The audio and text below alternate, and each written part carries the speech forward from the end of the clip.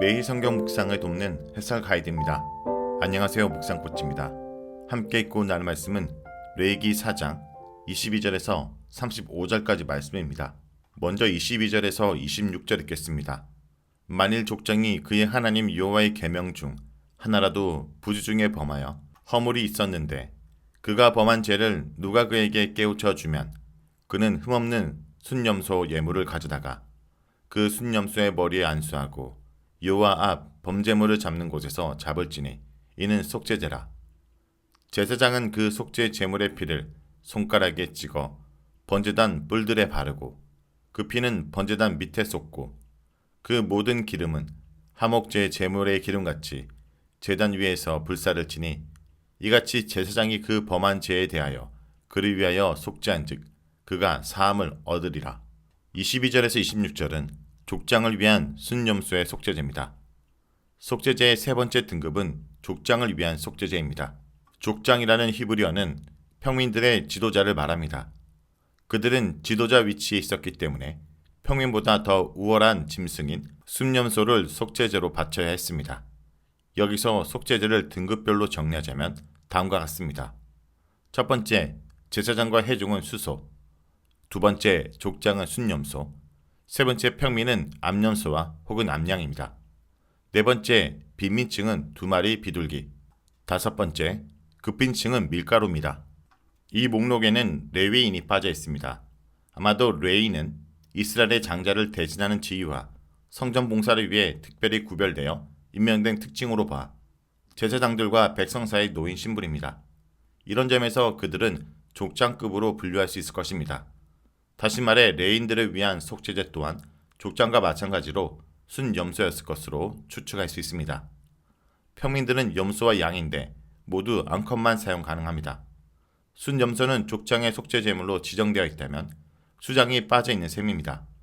순양이 속죄제의 목록에 들어가지 못한 이유는 분명히 순양이 속건제의 유일한 제물이었기 때문으로 추론됩니다.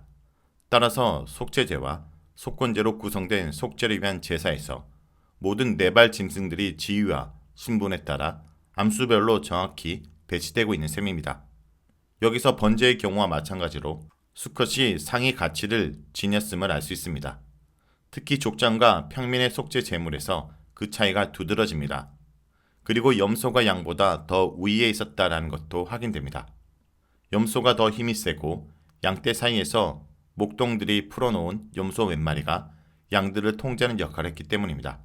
가난한 자들을 위한 비둘기의 속죄제와 그보다 더 빈곤층인 극빈자들을 위한 밀가루의 속죄제에 대해선 레위기 5장에서 나올 것입니다. 염소와 양의 속죄 또한 드리는 방법은 동일합니다. 안수를 하고 도살한 뒤 피를 처리합니다. 번제물을 잡은 곳에서 이 짐승들을 도살합니다.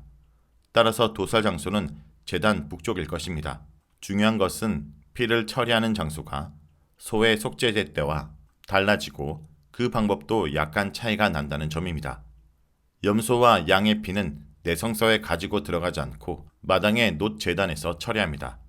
피를 손가락에 묻혀 놋제단, 즉 번제단의 넷불에 바릅니다.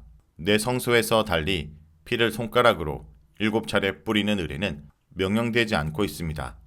남아있는 피는 소의 경우와 마찬가지로 제단 밑에 쏟아서 처리합니다. 다음은 27절에서 35절입니다. 만일 평민의 한 사람이 여호와의 계명 중 하나라도 부지 중에 범하여 허물이 있었는데 그가 범한 죄를 누가 그에게 깨우쳐 주면 그는 흠없는 암염소를 끌고 와서 그 범한 죄로 말미암아 그것을 예물로 삼아 그 속죄 제물의 머리에 안수하고 그 제물을 번제물을 잡는 곳에서 잡을 것이요 제사장은 손가락으로 그 피를 찍어 번제단 뿔들에 바르고 그 피 전부를 제단에 쏟고 그 모든 기름을 화목 제물의 기름을 떼는 것 같이 떼어내 제단 위에서 불살라 여호와께 향기롭게 할지니 제사장이 그를 위하여 속죄한즉 그가 사함을 받으리라.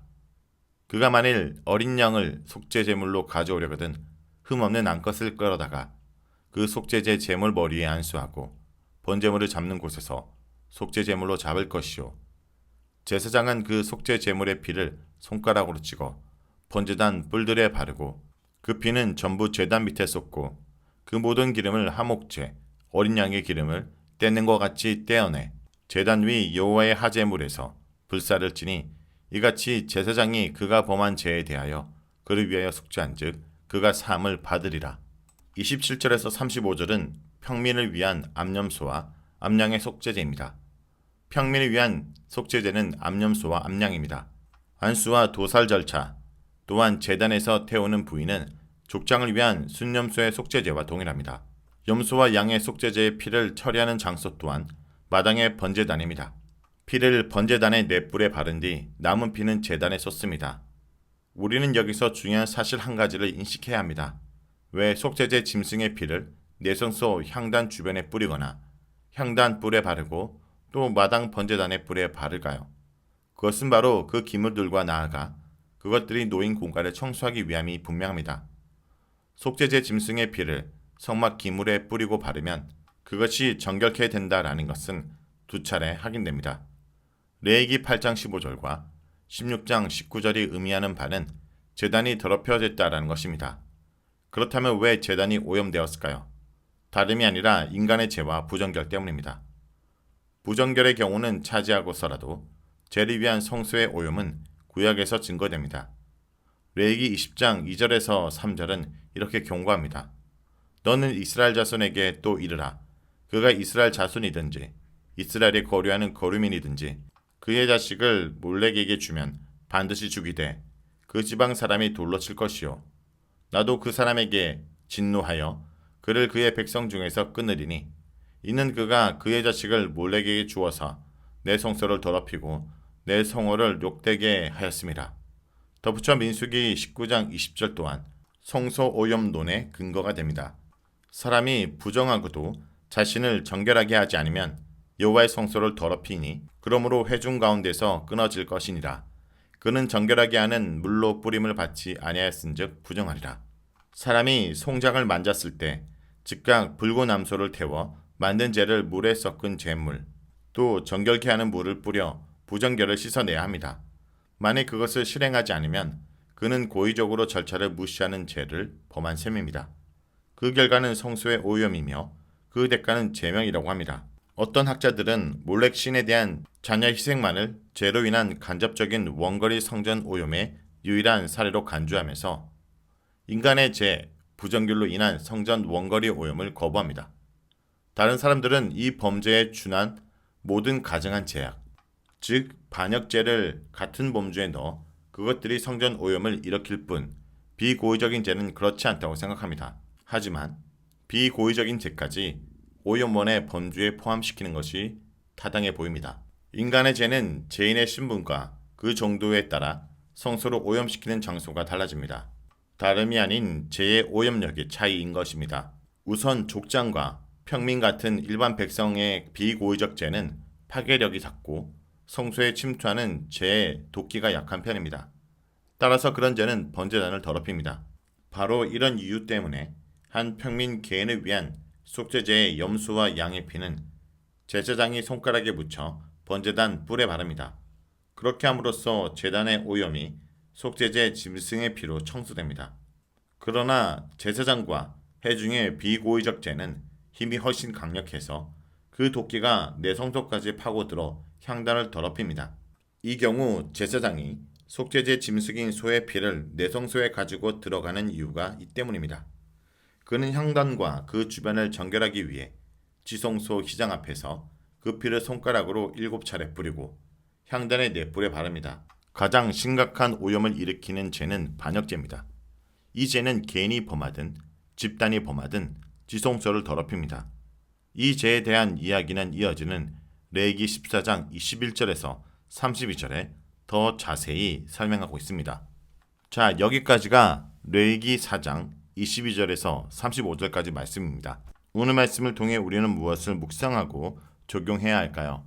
첫째, 속죄제는 모든 죄에 대한 제사함을 위한 것입니다. 죄인인 줄 알았든지 몰랐든지 모든 죄는 용서를 빌어야 하고 용서를 받아야 됩니다. 모의하거나 의도하지 않았더라도 죄인인 줄 깨달았다면 속죄제를 드려야 합니다. 우리는 모두 불의한 구조 속에서 살기에 신앙 양심에 거릴 것 없는 나 개인의 선택이 본의 아니게 누군가에게는 고통을 안겨줄 수 있습니다. 그러나 나의 성공이나 성취를 전적인 하나님의 축복으로만 여기며 그것을 통해서 나만 만끽하고 권리를 주장하는 것은 순진하고 무지한 생각입니다. 그 성취의 들러리가 되어 주었고 그 그늘 안에 희생된 이들과 혜택을 누리는 것이 참된 속죄제의 정신입니다. 또한 나도 모르게 불의한 체제를 유지하는 데 협력하였고 적극적으로 저행하지 못한 것도 사실입니다. 그러니 어느 누구 하나 예수 그리스도의 사죄와 은총에 기대지 않는 채 오늘을 살 수 있는 사람은 없습니다. 두 번째, 정결과 관계 회복의 길은 속죄제입니다. 족장과 평민은 제사장이 정결의식을 거행함으로써 속죄하여 사함을 얻게 되었습니다. 이것은 죄에 대한 간용이나 용서를 넘어서 깨어진 관계가 회복되고 성소가 정결하게 되어 하나님께 나아갈 길이 열렸다라는 뜻입니다. 특별히 속죄제 짐승의 피를 내성소의 향단의 주변에 뿌리거나 향단불에 바르고 또한 마당의 번제물 단에 바르는 이유는 기물과 나아가 그것이 놓인 공간을 청소하기 위함입니다. 인간의 죄는 죄인의 신분과 그 죄의 정도에 따라 성소를 오염시키는 장소가 다릅니다. 죄의 오염력 차이 때문입니다. 족장과 범인 같은 일반 백성들의 비고의적인 죄의 파괴력은 약하기에 평민 개인을 위한 속죄제의 염소와 양의 피는 제사장이 손가락에 묻혀 번제단과 뿔에 바르지만 제사장과 해중의 비고의적인 죄는 훨씬 강력해서 도끼가 내 성소까지 파고들어 향단을 더럽히기에 향단과 그 주변을 정결하기 위해 지성소 회장 앞에서 그 피를 손가락으로 7차례 뿌리고 향단의 넷불에 바릅니다. 지도자의 자리가 얼마나 엄중한지 보여줍니다. 또 피를 처리하는 방법은 달라도 피의 공로만 죄를 용서하는 원리는 같습니다. 그리스도의 피, 즉 그리스도의 생명이 아니고는 죄로 인해 죽을 우리의 생명을 바뀔 수 있는 길은 없으며 하나님의 거룩한 처소가 되어 주님과 교제할 길은 없습니다.